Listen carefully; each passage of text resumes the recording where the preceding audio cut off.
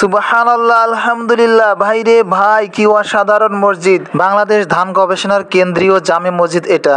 চলুন আজকে আপনাদেরকে মসজিদটা ঘুরে দেখাবো। দূর থেকে মসজিদটার সৌন্দর্য আরো বাড়িয়ে দিয়েছে নান্দনিক এই সিঁড়িগুলো দেখতে যেমন চমৎকার, তেমনি মার্বেল পাথরের টাইলস দিয়ে তৈরি, যে কারণে বৃষ্টির পানিতেও সিঁড়িতে পিছলে যাওয়ার কোনো ভয় থাকে না। আমরা সিঁড়ি দিয়ে উঠতে উঠতে মসজিদের বারান্দায় চলে আসলাম। বারান্দার মেঝেতেও পুরো মার্বেল পাথরের টাইলস করা। চলুন মসজিদের ভিতরে প্রবেশ করি। আল্লাহুম্মা আফতাহলি আবওয়াবা রহমাতিক।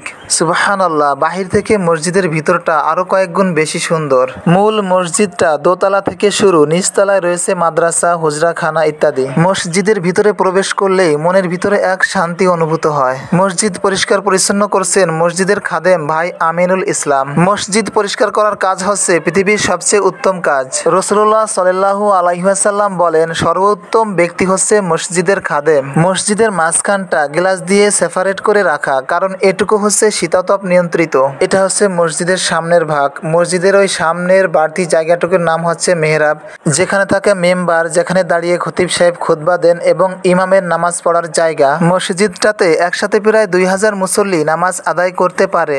জুম্মার দিনে দূর দূরান্ত থেকেও এখানে মুসল্লিরা নামাজ পড়তে আসেন।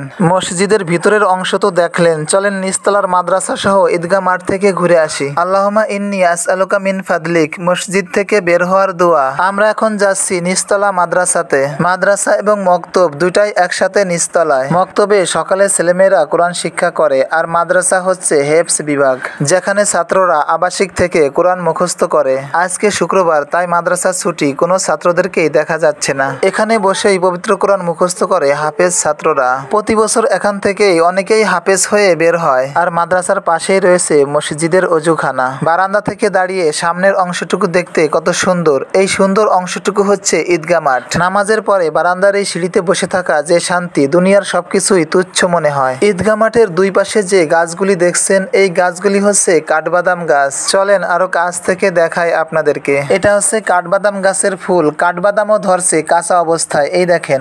আমি আপনাদেরকে ছিঁড়ে দেখাচ্ছি কাঠবাদাম ফল। এটা হচ্ছে কাঁচা অবস্থায়, এর ভিতরে আছে বাদাম, পাকলে বাদাম সংগ্রহ করা হবে। কাঠবাদাম ফল যারা প্রথম দেখলেন জানাবেন কিন্তু কমেন্টে। যারা গাজীপুরে আছেন তারা বাংলাদেশ ধান গবেষণায় এসে দেখে যেতে পারেন নান্দনিক সুন্দর এই মসজিদটা। এছাড়াও আপনি ধান গবেষণায় আসলে দেখতে পাবেন অসাধারণ প্রকৃতি, দর্শনীয় স্থান। প্রকৃতির মাঝে নিজেকে হারিয়ে আর এখান থেকে যেতেই মন চাইবে না। তো কবে আসছেন এখানে ঘুরতে? মসজিদের ভিডিও থেকে আপনাদেরকে প্রকৃতির মাঝে নিয়ে আসলাম। সব মিলিয়ে ভিডিওটা কেমন লাগলো জানাবেন কিন্তু। আর এই ভদ্র ছেলেটার নাম হচ্ছে হাফেজ নাদিম। এর জন্য সবাই দোয়া করবেন। আসসালামু আলাইকুম।